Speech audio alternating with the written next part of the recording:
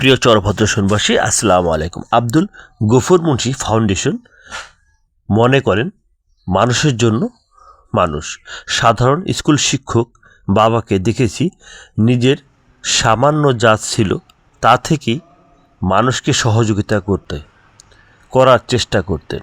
সেই আদর্শ বুকে ধারণ করে তারই 3 ছেলে আজ আল্লাহর দেওয়া সম্পদ থেকে সমাজের নিম্ন আয়ের মানুষের পাশে থেকে তাদের দুঃখ কষ্ট লাঘবে তাদের স্বাবলম্বী করতে সারা বছর কাজ করে যাচ্ছেন।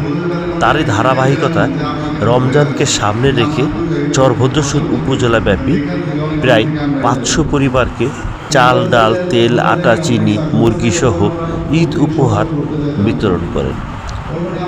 75 জন ইমামকে 5,000 টাকা করে ঈদ উপহার বিতরণ করেন। একজন অসহায় অটোচালককে 5টি নতুন ব্যাটারি কিনে দেন, যার বাজার মূল্য প্রায় 41,000 টাকা।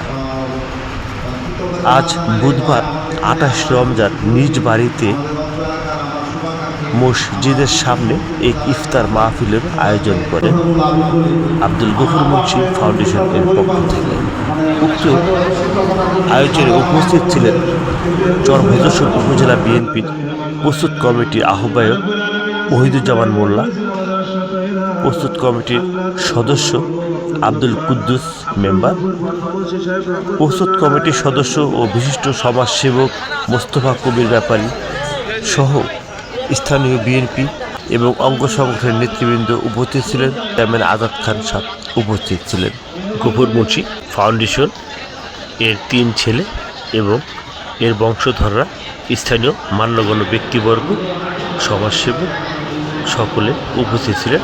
শেষে মোনাজাত ও দোয়ার মাধ্যমে এদের রুহের মাগফিরাত কামনা করা হয় এবং গফুর মুন্সির স্ত্রীর জন্য দোয়া করা হয়। সকলের জন্য এগিয়ে আসবেন, সকলের সহযোগিতা করবেন, আল্লাহর দেওয়া সম্পদ থেকে মানুষের জন্য কাজ করবেন, এই আশাবাদ ব্যক্ত করে এই অঙ্গীকার বাস্তবায়নে আজ সকালে সকল সমাজসেবকরা একসাথে মিলে কাজ করার অঙ্গীকার করেন। ধন্যবাদ সকলকে। আজ এই পর্যন্তই, আমাদের সঙ্গে থাকুন।